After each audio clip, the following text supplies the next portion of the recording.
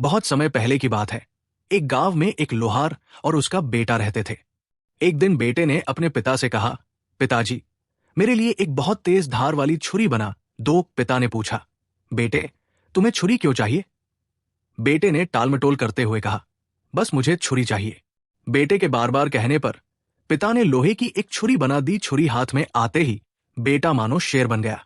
वो अपने पिता को धमकाने लगा, पिताजी, फौरन राजा के दरबार में जाओ और मेरे लिए राजकुमारी का रिश्ता मांगो। अगर नहीं मांगा तो मैं छुरी से तुम्हारा सिर धड़ से अलग कर दूंगा। गरीब लोहार डर से कांप उठा। उसे उस घड़ी पर अफसोस हुआ जब उसने अपने बेटे को छुरी बनाकर दी थी। वो सोचने लगा, अब मैं क्या करूं? अगर राजा के पास रिश्ता मांगने गया तो राजा मुझे मार डालेगा, और अगर नहीं गया तो बेटा मार देगा। बहुत सोच विचार के बाद उसने फैसला किया, ऐसे अपमानित होकर मरने से अच्छा है कि राजा के हाथों इज्जत से मरूं। एक दिन लोहार हिम्मत करके राजा के पास गया और अपने बेटे के लिए उसकी लड़की का रिश्ता मांगा। यह सुनकर राजा क्रोध से आग बबूला हो गया। एक मामूली लोहार मुझसे मेरी बेटी का रिश्ता मांगेगा। उसका मन हुआ कि उसी वक्त जल्लाद को बुलाकर उसका सिर कलम करवा दे। मगर राजा का वजीर बहुत बुद्धिमान और समझदार था। उसने राजा के कान में फुसफुसाते हुए कहा, महाराज, इसे मरवाने से बेवजह बदनामी होगी। लोग बातें बनाएंगे। हमें इसे चतुराई से टालना चाहिए ताकि सांप भी मर जाए और लाठी भी न टूटे। हम इससे एक ऐसा सवाल करते हैं जिसका जवाब ये पूरी जिंदगी नहीं ढूंढ पाएगा। उसके बाद वजीर ने लोहार से कहा, मियां लोहार, हम तुम्हारे बेटे की शादी राजकुमारी से करने को तैयार हैं, लेकिन हमारी एक शर्त है। तुम्हारा बेटा कोई ऐसा काम करे जो दुनिया में इससे पहले किसी ने न देखा हो और न सुना हो।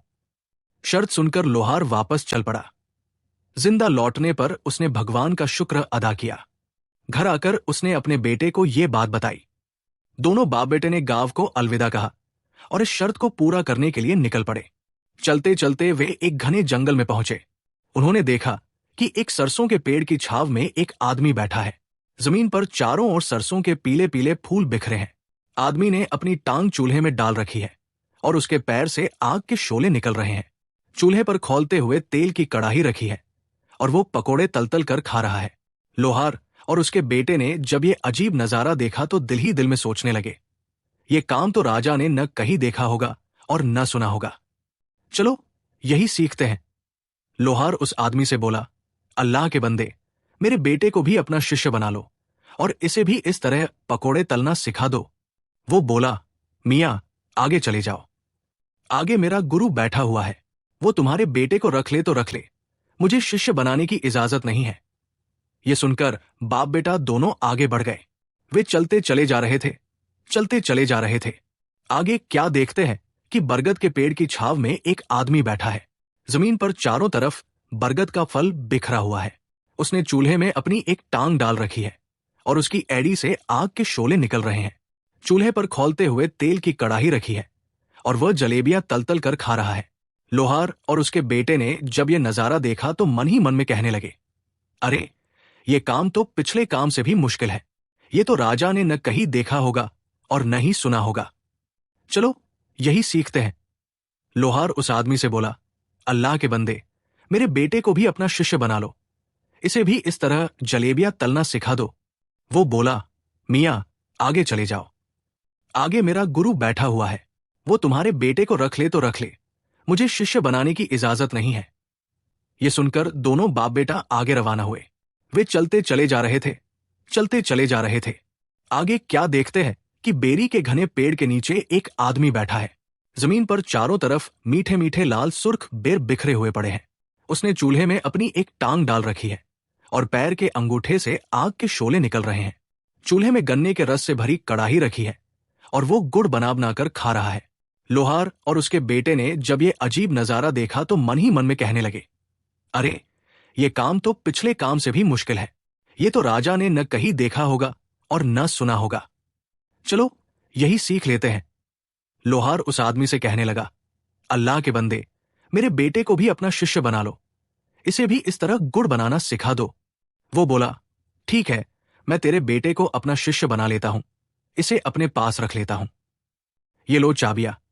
वो सामने कमरा है, उस कमरे के दरवाजे का ताला खोलो अपने बेटे को अंदर बिठाकर बाहर से ताला लगा।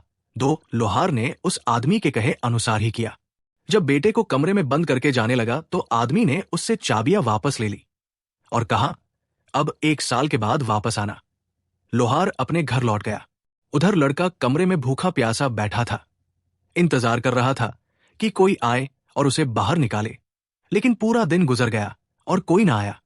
अब जो लड़के ने जरा गौर से कमरे में चारों तरफ देखना शुरू किया तो उसके रोंगटे खड़े हो गए, खून सूखने लगा। उसकी आंखों के सामने एक खौफनाक नजारा था। कमरे के फर्श पर हर तरफ इंसानी हड्डियां बिखरी पड़ी थी। लड़के ने सोचा, जाने मुझसे पहले कितने लोग इस मौत के कमरे में जान से हाथ धो चुके हैं। मेरा अंजाम भी उनसे कुछ अलग नहीं होगा। मैं और मेरा बाप बाहर बैठे उस आदमी के धोखे में आ गए। अब मुझे भी यहां भूखे प्यासे तड़प तड़प कर मरना पड़ेगा। एक दिन मेरी हड्डियां भी यही फर्श पर बिखरी होंगी। ये सोचकर लोहार के लड़के की आंखों में बेहिसाब आंसू आ गए और उसने फूट फूट कर रोना शुरू कर दिया। जब रोने से दिल का गुबार निकल गया तो वो एक कोने में जाकर जमीन पर बैठ गया। दिल ने कहा, जब तक सांस तब तक आस। लड़के ने जमीन पर से एक बड़ी सी हड्डी उठाई जिसका सिरा छुरी से भी ज्यादा तेज और नुकीला था और दीवार खोदनी शुरू कर दी। बूंद बूंद करके घड़ा भरता है। दीवार से मिट्टी गिरती रही। आखिर रात दिन की लगातार मेहनत रंग लाई। दीवार में इतना बड़ा सुराख हो गया कि एक आदमी उसमें से गुजर सकता था। जब सुराख में से गुजरकर लड़का दूसरी तरफ गया तो क्या देखता है कि एक और कमरा उसका इंतजार कर रहा है। कमरा खूब सजा हुआ है। हरे रेशमी पर्दे लटक रहे हैं। कीमती लाल कालीन बिछा हुआ है। कमरे में एक पलंग रखा है और जाली के पर्दे के पीछे सांस लेते हुए किसी बहुत सुंदर शरीर का एहसास होता था। ज्यों ही लोहार के लड़के ने पर्दा सरकाया, उसकी आंखें खुली की खुली रह गई।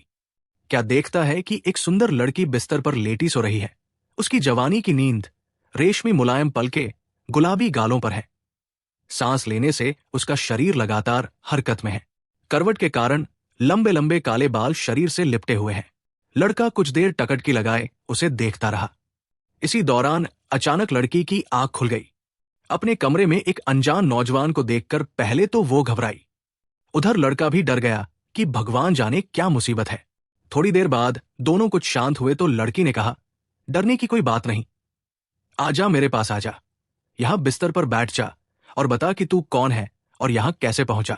यह सुनकर लोहार के लड़के की हिम्मत बढ़ी। उसने अपनी सारी कहानी सुनाई। पहले तो लड़की ने उसे खाने पीने को कुछ दिया और फिर बोली, जो शख्स बाहर बैठा गुड़ निकाल कर खा रहा है और जिसने तुझे कमरे में कैद किया है वो मेरा पिता है। मैं भी जादूगरनी हूं। गम न कर, मैं तुझे जादू सिखाऊंगी। अगर बाप 14 दर्जे पर था तो बेटी 16 दर्जे पर थी। लड़की ने लोहार के लड़के को जादू सिखाना शुरू कर दिया। इसके अलावा उसे किस्म किस्म के स्वादिष्ट फल और तरह तरह के मजेदार खाने खिलाती, अच्छी से अच्छी पोशाक पहनने को देती। इसी तरह 1 साल गुजर गया मगर लोहार बेटे का पता करने के लिए ना आया। उसने सोचा, लड़का अच्छी तरह से प्रशिक्षण ले ले, पूर्ण जादूगर बन जाए तो ही उसे लेने के लिए जाऊंगा। इस दौरान लड़का उस सुंदर जादूगरनी से जादू सीखता रहा और फिर एक दिन अपने फन में निपुण हो गया। 2 साल के बाद लोहार आया। क्या देखता है कि वो आदमी उसी तरह बेरी के घने पेड़ के नीचे बैठा है। जमीन पर चारों तरफ उसी तरह मीठे मीठे लाल सुर्ख बेर बिखरे पड़े हैं। उस शख्स ने पहले की तरह चूल्हे में अपनी एक टांग डाल रखी है। पैर के अंगूठे से आग निकल रही है। चूल्हे पर वही भरी कड़ाही रखी है और उसी तरह गुड़ बना बनाकर खा रहा है। लोहार ने उससे पूछा, अल्लाह के बंदे, मेरा बेटा कहाँ है? 2 साल पहले मैं उसे तेरी शागिर्दी में तेरे पास छोड़ गया था। वो शख्स कहने लगा, मैं तो 2 साल से यही बैठा गुड़ बना बनाकर खा रहा हूं। न मुझे फुर्सत मिली और न मैंने जाकर देखा। तू अपने हाथ से अपने बेटे को सामने वाले कमरे में बंद करके बाहर से ताला लगा गया था। ये ले कुंजिया और अपने हाथ से ताला खोल ले और अपने बेटे से मिल ले। बाप ने सुना तो चेहरे पर हवाइयां उड़ने लगी। एक रंग आता एक रंग जाता था। ये सोचकर कि 2 साल बाद अब तो बेटे की हड्डियां ही मिले तो मिले, जिंदा मिलना तो नामुमकिन है। गुड़ खाने के उस शौकीन को दिल में गालियां देता हुआ लोहार भागा भागा कमरे की तरफ गया। ताले में चाबी घुमाई। अंदर बैठी लड़की के कान में जब ताला खुलने की आवाज पड़ी तो लड़के से कहने लगी, अगर मेरा बाप हुआ तो हम दोनों को मार डालेगा और अगर तेरा बाप हुआ तो हम बच जाएंगे। लोहार दरवाजा खोलकर अंदर गया। कमरा खाली था। दीवार के सुराख में से गुजरकर दूसरे कमरे में पहुंचा तो क्या देखता है, सामने पलंग पर एक खूबसूरत लड़की और उसका बेटा बैठे हुए हैं। मारने वाले से बचाने वाला बड़ा है। अपने बेटे को जिंदा सलामत देखकर बाप की जान में जान आई दौड़कर बेतहाशा बेटे को सीने से लगा लिया और भगवान का लाख लाख शुक्र अदा किया। उसके बाद बेटे ने बाप से लड़की का परिचय कराया। जब लोहार को असल स्थिति का अंदाजा हुआ तो वो काम गया। उसने बेटे को बचाने पर लड़की का शुक्रिया अदा किया। वो सुंदर जादूगरनी कहने लगी, तुम दोनों के बचने की अब केवल एक ही सूरत है, वो ये कि ए लोहार, तू दुहाई देता हुआ रोता पीटता बाहर जा और मेरे बाप से कहे कि हाय हाय, मेरा बेटा भूखा प्यासा सिसक सिसक कर मर गया। तुमने उसे कमरे से निकाला ही नहीं। अब मुझे इतनी इजाजत तो दे कि उसकी हड्डियां किसी कपड़े में बांध कर ले जाऊं और कब्र में दफन कर दूं। लोहार दुहाई देता, हाय हाय करता कमरे से निकला। जिस तरह लड़की ने समझाया था उसी तरह किया। गुड़ बनाता और खाता जादूगर बोला, हाँ, हड्डियां ले जा, मैंने उनका क्या करना है। बूढ़े जादूगर ने हड्डियां ले जाने के लिए एक बड़ी सी सफेद चादर भी दे दी। लोहार दोबारा कमरे में आया। लड़की की बताई हुई तरकीब के मुताबिक बेटे को चादर में छुपा लिया। जब बेटे को चादर में लपेटे कंधे पर उठाए कमरे से बाहर जाने लगा तो लड़की बोली, मेरी एक बात गांठ बांध लो, मैंने तेरे बेटे को जो जादू सिखाया है उसकी मदद से कहीं रास्ते ही में कमाई करना शुरू न कर देना। घर पहुंचकर जो मर्जी हो करना। अगर तूने रास्ते ही में अमीर होना शुरू कर दिया तो मेरे बाप को पता चल जाएगा और फिर वो तुझे और तेरे बेटे को नहीं छोड़ेगा। खूबसूरत जादूगरनी अंदर कमरे में ही रही। लोहार ने उससे कहा भी कि बेटी, तू भी इसी तरह छुप छुपाकर हमारे साथ चल, अपने संगदिल जालिम बाप की कैद से रिहाई हासिल कर। लेकिन वो लड़की न मानी और बोली, इस तरह हम तीनों पकड़े जाएंगे, तुझे और तेरे बेटे को भी आजादी न मिल सकेगी। यूं भी मेरा मरना जीना अब यही है, यहां से भागकर कहां जाऊंगी। लोहार बेटे को कपड़े में लपेटे कंधे पर उठाए कमरे से निकला। उसने चाबियों का गुच्छा ही दूर से जादूगर की तरफ फेंका जो अभी तक बैठा गुड़ बनाता जाता था और खाता जाता था। जादूगर ने उसकी जानिब कुछ ध्यान नहीं दिया, चाबियां उठाईं और दोबारा अपने काम में मसरूफ हो गया। जब लोहार अपने बेटे को उठाए जंगल में काफी दूर निकल आया तो एक जगह उसने अपने बेटे को कंधे से नीचे उतारा, उसे चादर से बाहर निकाला। फिर दोनों ने मिलकर भगवान का शुक्र अदा किया कि उनकी जान बच गई। अब बाप बेटे ने दोबारा सफर का आगाज किया। चले जा रहे हैं, चले जा रहे हैं, आखिर जंगल से बाहर निकल आए। अब उनके सामने हरे भरे खेत फैले हुए थे। एक जगह क्या देखते हैं कि रहट चल रहा है, बैल घूम रहा है और कुएं से पानी निकल रहा है। पास ही एक किसान खड़ा है। लोहार का लड़का बाप से कहने लगा, पिताजी, मैं तुझे अपना जादू दिखाता हूं। मैं एक मंत्र पढ़ूंगा और बैल बन जाऊंगा। तू मुझे किसान के हाथ बेच देना, लेकिन याद रखना, मेरा रस्सा उतार लेना, वो न बेचना। इतना कहकर लड़के ने कुछ पढ़ा और उसी वक्त बैल बन गया। दोनों चलते चलते किसान के पास पहुंचे। किसान ने जब इतना जवान और हृष्टपुष्ट बैल देखा तो लोहार से कहने लगा, बाबा जी, क्या आपने बैल बेचना है? लोहार बोला, हाँ। किसान ने पूछा, क्या लोगे? लोहार बोला, 500 रुपए।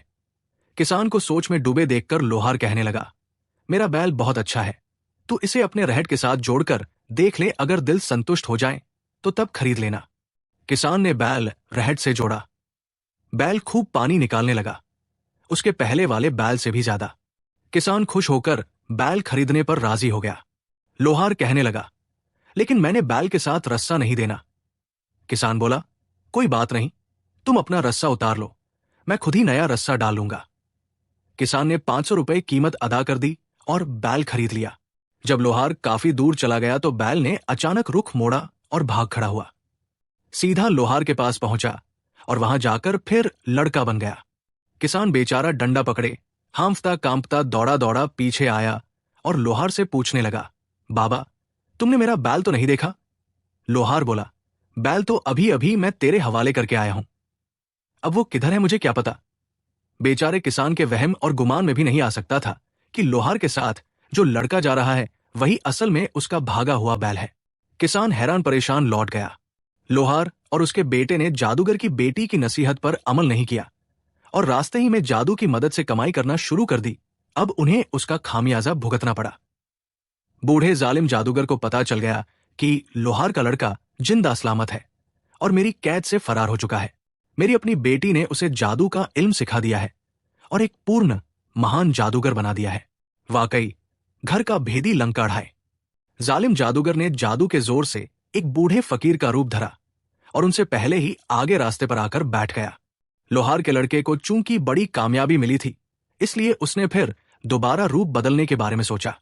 अब कि उसने ऊंट बनने का फैसला किया और बाप से बोला, पिताजी, इस दफा तो मेरे पूरे 1000 रुपए मांगना, 1 रुपया भी कम न करना, लेकिन याद रहे मेरे साथ नकेल हरगिज न देना। इतना कहकर लोहार के लड़के ने मंत्र पढ़ा और फौरन ऊंट बन गया। लोहार ऊंट की नकेल पकड़े चलता चलता जादूगर के पास आ पहुंचा, जो बूढ़े फकीर की शक्ल बनाए उनका इंतजार कर रहा था। फकीर ने लोहार से पूछा, बाबा जी, क्या ऊंट बेचना है? फकीर ने लोहार के दिल की बात जान ली थी। लोहार खुश होकर बोला, हां, बेचना है। फकीर ने पूछा, क्या लोगे? लोहार ने कहा, 1000 रुपए। फकीर ने उसी वक्त जेब से 1000 रुपए निकाले और लोहार के हाथ में थमा दिए और ऊंट खरीद लिया। अब लोहार को याद आया और बोला, मैंने ऊंट के साथ नकेल नहीं देनी। फकीर भी जादूगर था, राजदार था, नकेल के भेद और अहमियत से वाकिफ था और बोला, मैंने तुम्हें मुंह मांगी कीमत अदा की है। मैंने ऊंट नकेल के साथ खरीदा है, इसलिए नकेल तो तुम्हें देनी ही पड़ेगी। गर्ज उनके बीच इतनी बहस, इतनी तू मैं हुई कि राह चलते मुसाफिर रुक गए और इर्द गिर्द के खेतों में काम करते किसान भागे भागे आए। देखते ही देखते भीड़ जमा हो गई। फकीर ने भीड़ से मुखातिब होकर कहा, लोगों, भगवान की कसम खाकर कहो, क्या तुमने आज तक कभी यह सुना है कि कोई जानवर बिक जाए और बेचने वाला खरीदने वाले के हवाले जानवर करने से पहले उसके गले से रस्सा उतार ले? देखो देखो, यह शख्स जानवर की पूरी कीमत वसूल करने के बाद एक जरा सी नकेल के लिए मुझसे झगड़ा कर रहा है। फकीर की बात में तर्क था। जब लोगों को पता चला कि यह झगड़ा महज नकेल के लिए हो रहा है, तो सबने लोहार को झूठा कहा। इतने लोगों के आगे लोहार की पेश न गई। उसे न चाहते हुए भी ऊंट के साथ नकेल भी फकीर के हवाले करनी पड़ी। फकीर, जो वास्तव में जादूगर था, ऊंट की नकेल पकड़े खुशी खुशी उछल पड़ा। लड़का, जो ऊंट की शक्ल में था, अब जादूगर के कब्जे में था। चूंकि उसकी नकेल जादूगर के हाथ में थी, इसलिए अब यह मुमकिन नहीं रहा था कि वो पहले की तरह खरीदार की नजर से पीछे से भाग आए और दोबारा इंसान बन जाए। लेकिन लड़का भी अब महज लड़का नहीं था। 2 साल तक जादूगर की बेटी की शागिर्दी में रहने के बाद वो महान जादूगर बन चुका था। उसने मंत्र पढ़ा और कबूतर बनकर उड़ गया। जादूगर के हाथ में पकड़ी नकेल का पिछला सिरा फट से नीचे गिरा। उसने मुड़कर देखा तो ऊंट का कहीं नामो निशान भी नहीं था और नकेल जमीन पर सरक रही थी। जादूगर ने भी फौरन मंत्र पढ़ा और बाज बनकर कबूतर के पीछे उड़ने लगा। लेकिन लड़का भी उसे कुछ कम पढ़ा हुआ नहीं था। शेर को सवा शेर। कबूतर ने आसमान से जो नीचे की नजर की तो देखा कि कुछ औरतें झुकी हुई घुटनों घुटनों एक छप्पर में खड़ी हाथ भर भर कर काली स्याह चिकनी मिट्टी निकाल रही है, ताकि अपने कच्चे घरों की दीवारों और फर्श पर पोचा लगा सके। इससे पहले कि बाज अपने पंजों से कबूतर को पकड़ता, लड़के ने मंत्र पढ़कर फौरन रूप बदला और मेंढक बनकर छप्पर में गिर गया। ये देखकर बूढ़ा जादूगर बगुला बन गया। उड़ता उड़ता छप्पर में उतरा और चोंच मार मार कर पानी में उसे तलाश करने लगा। एक नौजवान लड़की भी छप्पर में खड़ी अपने गोरे गोरे हाथों की लंबी लंबी उंगलियों से मिट्टी निकाल रही थी। लड़के ने फिर फौरन मंत्र पढ़ा और मेंढक से छल्ला बनकर मिट्टी के साथ ही लड़की की उंगली में चला गया। बगुला भगत यानी जादूगर अब उसकी छोटी उंगली से तो छल्ला निकालने से रहा। थोड़ी देर बाद औरतें मिट्टी टोकरी में डाले अपने सिरों पर रखे घरों की ओर चल पड़ी। बगुला उनके साथ साथ उनके सिरों पर उड़ने लगा। जैसे ही वो लड़की अपने घर पहुंची, जादूगर बगले से फकीर बन गया और उसकी चौखट पर आवाज लगाने लगा। लड़की आटा छानने में डाले दरवाजे पर आई। फकीर बोला, बेटी, मैंने आटा नहीं लेना, मैंने तो वो छल्ला लेना है जो तेरे दाएं हाथ की छोटी उंगली में है। ये सुनकर लड़की को बहुत गुस्सा आया। वो फकीर को बुराबला कहने लगी और बोली, तू कौन होता है मुझसे छल्ला मांगने वाला? जब लड़की की मां के कान में ये तू मैं पड़ी तो वो भी दरवाजे पर आ गई। अब जो उसे असल बात का पता चला तो वो बेटी पर बहुत खफा हुई। मां शक्की मिजाज औरत थी। बेटी को खूब गालियां दी और कहने लगी, तू तो छप्पर से मिट्टी लेने गई थी। छोटी उंगली में भला छल्ला कहां से पहन कर ले आई? बता, किस यार ने तुझे दिया? इसे उतार और फौरन फेंक आने दे तेरे बाप को। करती हूं उससे बात। इससे पहले कि तू कोई और नाटक करे, करती हूं तेरे हाथ पीले। लड़की बेचारी अजीब मुसीबत में फंस गई थी।